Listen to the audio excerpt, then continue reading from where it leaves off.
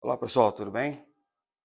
Vamos retomar a leitura do Evangelho de Mateus, agora em capítulo 21. Um breve resumo: como sabem, me propus esse projeto para abençoar aqueles que, por alguma necessidade, optam por ler os Evangelhos a partir de um vídeo, escutar no carro enquanto vai para lá e para cá. Eu mesmo faço muito isso. Pessoas que têm qualquer dificuldade de concentração com a leitura de papel, eu me incluo num desses. Prefiro muitas vezes um vídeo, um audiobook, do que uma leitura de papel, pelo padrão da minha memória e concentração. Eu tenho mais resultado, proficiência fazendo isso. Acho que nunca falei sobre isso, mas é a primeira vez. Mas também sobre, dedico também a qualquer outro que tenha uma necessidade especial, que precise de uma leitura por qualquer dificuldade, ou com o idioma, ou com a língua. Então, é para você que eu gravo com muita dedicação. A princípio, minha intenção é gravar os 4 evangelhos e, à medida que leio, compartilhar minhas percepções, aquilo que transformou minha vida. Sem foco teológico, por isso estou lendo numa versão NVI, que é uma versão simplificada. Se isso tem acrescentado alguma coisa na sua vida, pega esse vídeo, manda para alguém. Esse canal não é para monetizar, mas é para abençoar. Então compartilhe com alguém, compartilhe as suas experiências. E é muito importante tirarmos a história e a religiosidade, né, a poeira, né, da história, que eu quero dizer. E a gente tem que analisar Jesus de verdade, a biografia dele. Tudo aquilo que ele foi, tudo aquilo que ele é e tudo aquilo que ainda será em nossas vidas. Vamos lá então, Mateus capítulo 21. Lembrando, sempre deixo aqui abaixo o meu contato. Caso algum ponto despertou interesse, dúvida, polêmica, me ponho à disposição. Pode mandar um WhatsApp para mim, pode me ligar, que a intenção é ser bênção na sua vida. Moro em Belo Horizonte, Minas Gerais. Meu nome é Jean, sou seu servo. Mateus 21. A entrada triunfal. Quando se aproximaram de Jerusalém e chegaram a Betfagé, ao Monte das Oliveiras, Jesus enviou 2 discípulos, dizendo-lhes: Vão ao povoado que está diante de vocês. Logo encontrarão uma jumenta amarrada, com um jumentinho ao lado. Desamarrem-na e tragam-nos para mim. Se alguém perguntar algo, digam-lhe que o Senhor precisa deles e logo os enviará de volta. Eu já quero fazer aqui um comentário muito significativo para mim. Jesus, quando fez a obra e envolveu os 12, a sua pessoa, né, você começa a perceber que Jesus sempre mobilizava os seus discípulos de 2 a 2. Qual era a intenção disso? Qual era o código que isso trazia? Na caminhada, ninguém caminha sozinho. Quem caminha sozinho, segundo o texto de Provérbios, escrito por Salomão, aquele que se isola, ele busca seu próprio interesse e está longe de toda a sabedoria. A sabedoria não é viver sozinho, mas também, do ponto de vista de andar junto, não é viver com uma dependência infantil e doentia, mas o apoio, o estímulo, a capacidade de ensinar um ao outro, de corrigir um ao outro, porque senão não há utilidade de andar de 2. E Jesus mandava os seus discípulos de 2 a 2, até mesmo quando tinha que buscar jumento. Uma tarefa simples, né? E diga-se de passagem, a jumenta estava com o jumentinho. E Jesus mandou trazer os dois, por motivos óbvios, né? Se o jumentinho estava ali precisando da sua mãe, né? Sei lá, para amamentar, qualquer coisa do tipo, mandou trazer os dois. Mas mandou um recado: eu vou mandar de volta, não vou dar prejuízo a ninguém. Versículo 4. Isso aconteceu para que se cumprisse o que fora dito pelo profeta. Digam à cidade de Sião: eis que o seu rei vem a você, humilde e montado num jumento, num jumentinho, cria de jumenta. É uma profecia de Zacarias 9, versículo 9. Os discípulos foram e fizeram o que Jesus tinha ordenado. Trouxeram a jumenta e o jumentinho. Colocaram sobre eles os seus mantos, e sobre estes Jesus montou. Uma grande multidão estendeu seus mantos pelo caminho, outros cortavam ramos de árvores e os espalhavam pelo caminho. A multidão que ia diante dele e os que o seguiam gritavam: Hosana ao filho de Davi. Hosana é uma expressão hebraica que significa salve, saudações, e que se tornou uma exclamação de louvor, né? Então, muitos cânticos ou muitas pessoas, enquanto oram, gostam de usar essa expressão. Hosana nas alturas. Tipo, um oi aí nas alturas, né? Claro, as pessoas são tão religiosas que elas não se dão conta de que essas expressões têm essa equivalência. E acha que é excesso de liberdade, e na verdade o que Deus fez é promover toda a liberdade para aqueles que querem voltar para o jardim, para aqueles que cansaram de uma vida fora do jardim. Então a liberdade é para relacionar com Deus e para honrá-lo. Vamos lá de novo, versículo 9. A multidão que ia diante dele e os que seguiam gritavam: Hosana ao filho de Davi. Bendito é o que vem em nome do Senhor. Fazendo uma citação também de Salmo 118, versículo 26. Hosana nas alturas. Versículo 10. Quando Jesus entrou em Jerusalém, toda a cidade ficou agitada e perguntava: Quem é este? A multidão respondia: Este é Jesus, o profeta de Nazaré da Galiléia. Estou rindo porque é o seguinte: todo mundo já está caduco de ouvir, mas para aqueles que vão ouvir pela primeira vez, Nazaré era um motivo de piada e chacota, porque não acontecia nada de legal lá, não acontecia nada de bacana, de louvável, né, de coisas boas.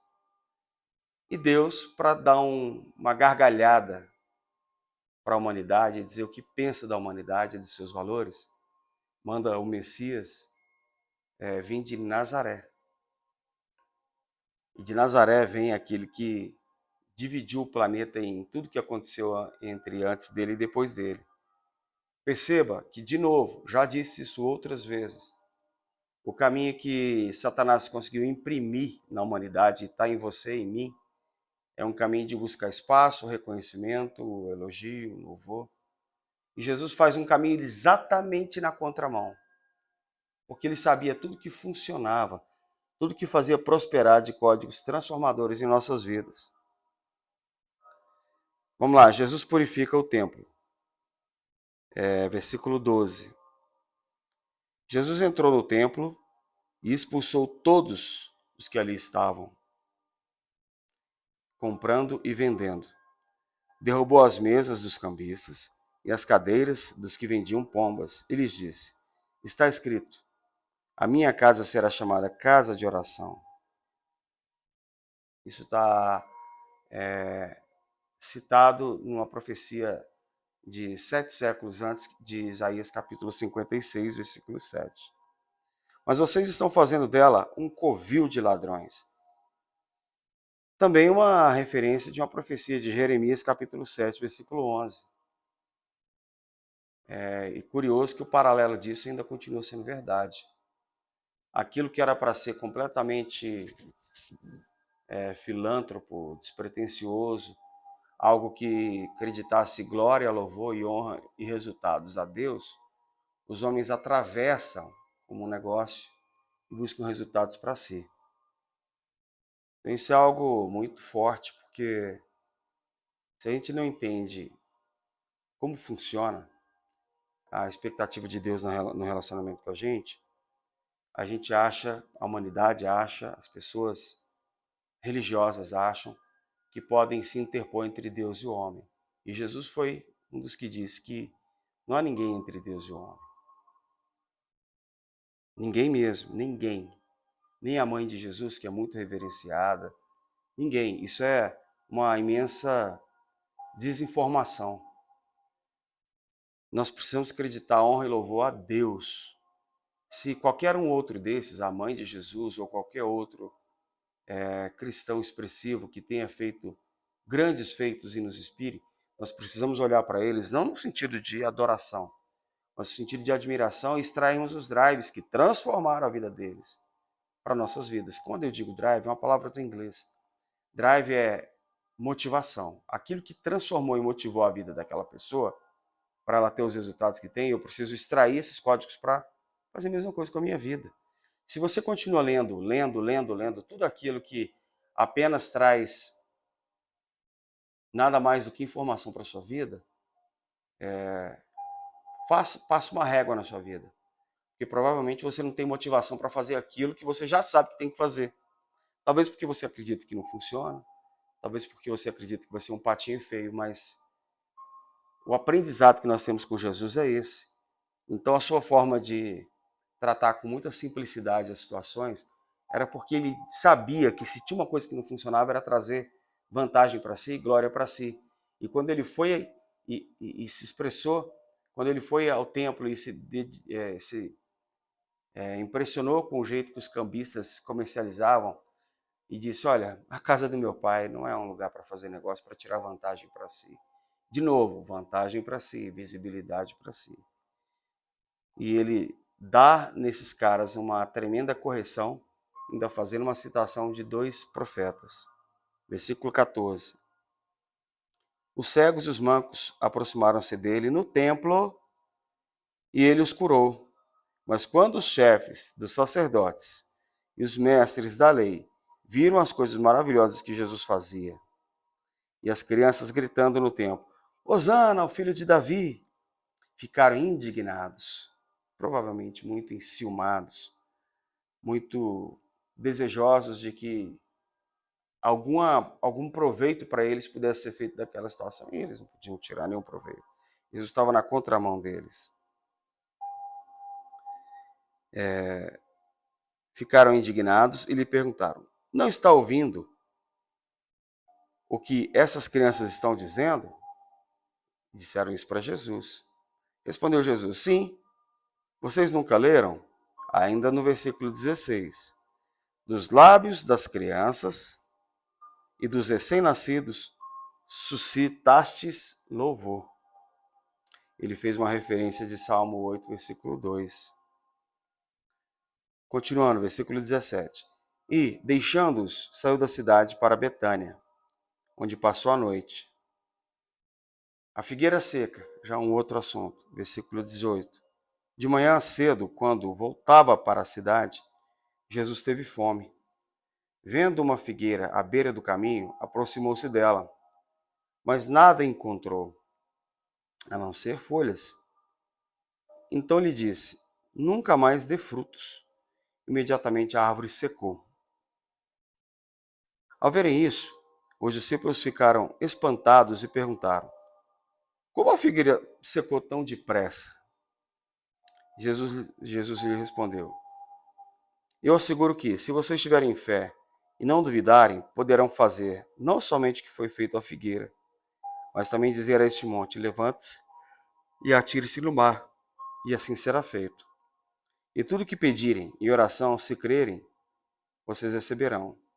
Quero fazer uma pequena interrupção aqui.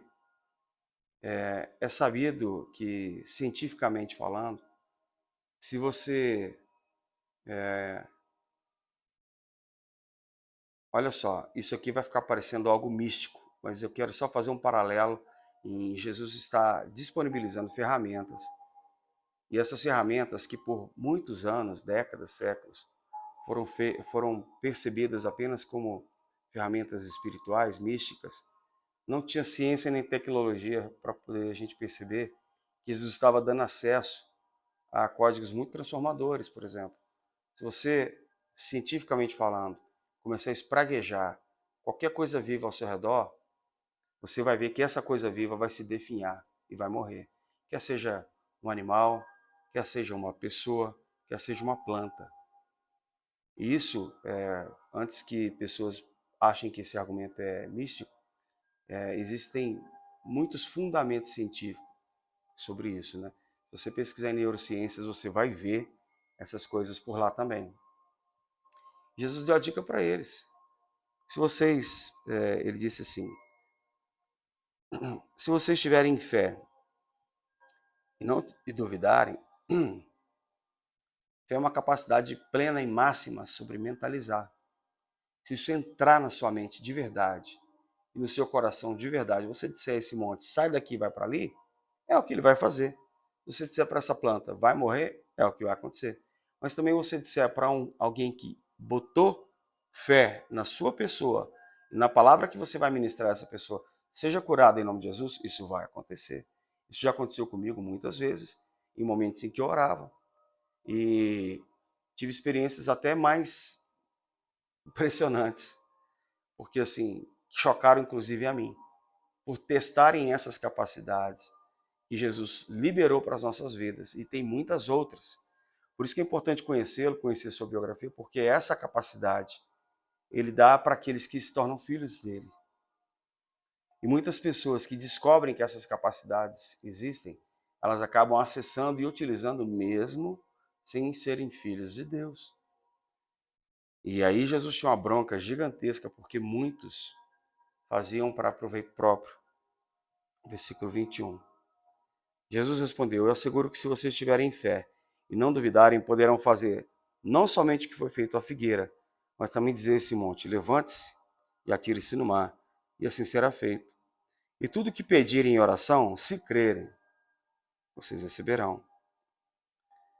A autoridade de Jesus é questionada, versículo 23. Jesus entrou no templo e, enquanto ensinava, aproximaram-se dele os chefes, os sacerdotes e os líderes religiosos do povo e perguntaram, com que autoridade estás fazendo essas coisas?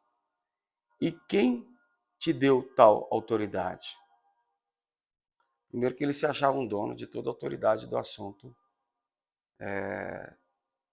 relacionado à fé e ao nosso relacionamento com Deus. Jesus então respondeu a eles, eu também farei uma pergunta. Se vocês me responderem, eu direi com que autoridade estou fazendo essas coisas.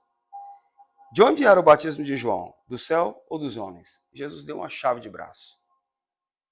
Porque Jesus não queria, naquele momento, escancarar que ele era o Filho de Deus. Porque as coisas sobre os seus últimos dias ainda estavam desenrolando. Num outro momento, ele vai dizer isso.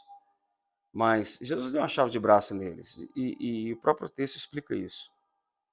Eles discutiam entre si, dizendo, se dissermos do céu, ele perguntará, então por que vocês não creram nele? A gente tem que lembrar que Jesus estava falando sobre João Batista. Mas se dissermos dos homens, temos medo do povo, pois todos consideram João um profeta. Eles responderam a Jesus, não sabemos. E ele lhes disse, tampouco direi com que autoridade estou fazendo essas coisas. Então ele perguntou, com que autoridade João fazia aquelas coisas, do céu ou dos homens? Os caras fizeram a conta para a direita, dava ruim para eles. Para a esquerda, dava também. Eles preferiram até mentir, dizer que não sabiam. Aí Jesus aproveitou disso, porque era a intenção. Jesus era 100% intencional em tudo que fazia. Ele falou, também não vou responder para vocês nada não. Legal demais, né? A parábola dos dois filhos, versículo 28. O que acham? Havia um homem que tinha 2 filhos. Chegando ao primeiro, disse, filho, vá trabalhar hoje na vinha. De novo, vinha é uma parreira, uma plantação de uvas com a finalidade de comer, fazer vinho, fazer suco. E este respondeu, eu não quero ir trabalhar na vinha. Mas depois mudou de ideia e foi. O pai chegou ao outro filho e disse a mesma coisa. E ele respondeu, sim, senhor, mas não foi. Qual dos dois fez a vontade do pai?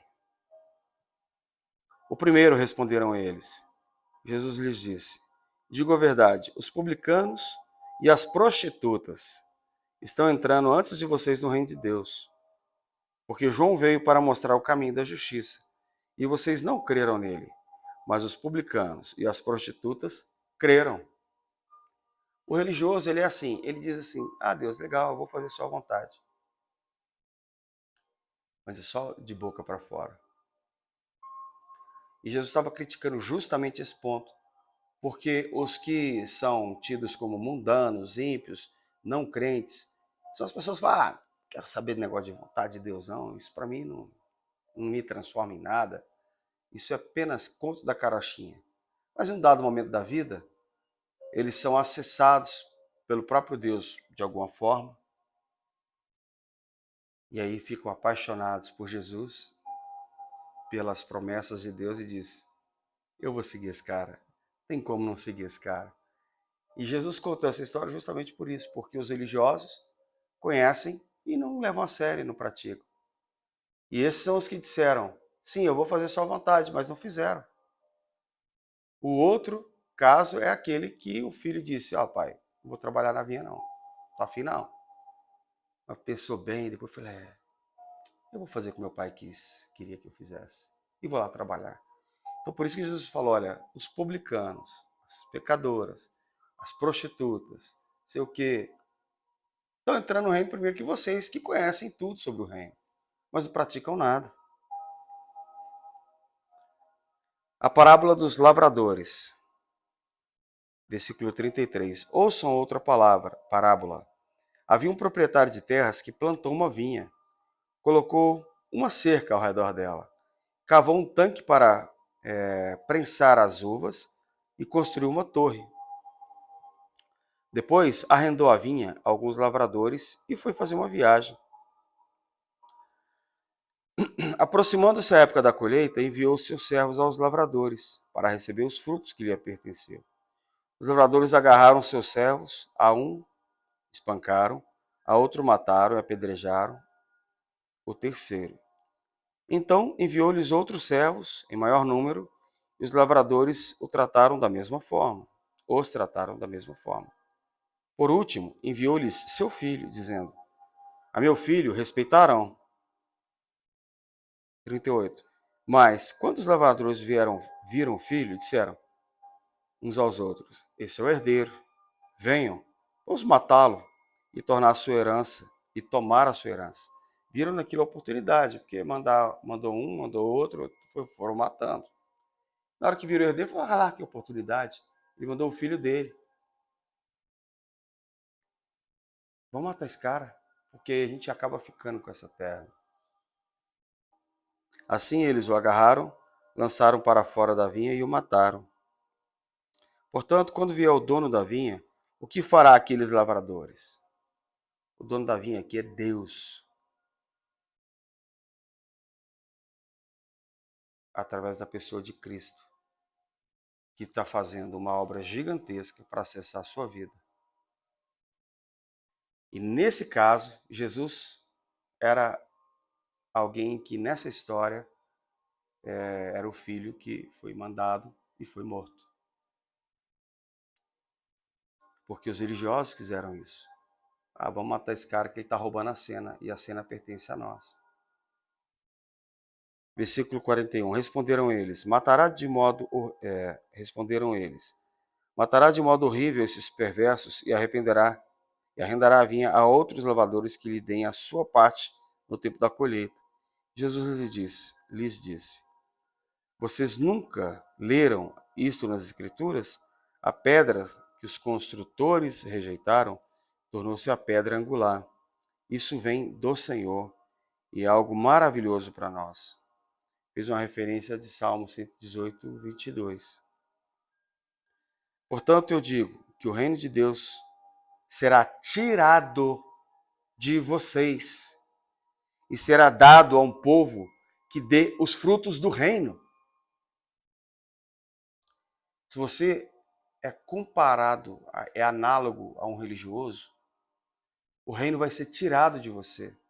Foi oferecido a você, você entrou no reino e não dá fruto.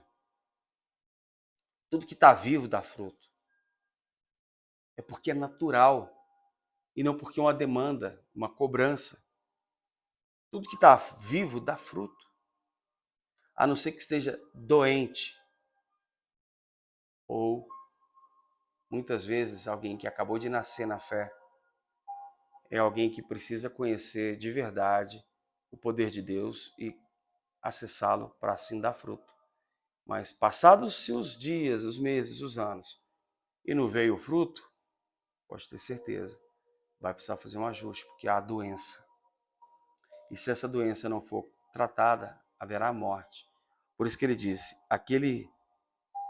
por isso que Jesus disse, portanto eu digo que o reino de Deus será tirado de vocês e será dado a um povo que dê os frutos do reino. Aquele que cair sobre essa pedra será despedaçada, e aquele sobre quem ela cair será reduzido a pó. Esse é o amoroso Jesus. Essas são suas palavras práticas. Precisa alguma interpretação? Nenhuma, né? Quando os chefes dos sacerdotes e os fariseus ouviram as parábolas de Jesus, compreenderam que ele falava a respeito deles e procuravam um meio de prendê-lo, mas tinham medo das multidões, pois elas o consideravam profetas. Eu digo a você, aquilo que eu digo a mim mesmo. Fomos chamados para o reino. E esse reino quer transformar o que estava morto em algo vivo. E a nossa vida precisa dar fruto. Se você não dá fruto, comece a duvidar se você está vivo em Cristo. E se não está, é melhor você rever as bases, procurar entender tudo sobre batismo, vida em Cristo, sobre esse Jesus, porque provavelmente a sua experiência não foi transformadora. E vou te dizer, diante de uma oportunidade tão grande de errar o caminho, é de partir o coração. Ficamos por aqui. Qualquer dúvida, pergunta, faça comentários. Já conhece o algoritmo do YouTube? Compartilhe, curta, inscreva-se. Isso vai dizer para o YouTube, para o algoritmo da internet que isso tem alguma relevância e mais pessoas poderão ver esse conteúdo. Fico por aqui e a gente se encontra na leitura do capítulo 22. Até mais.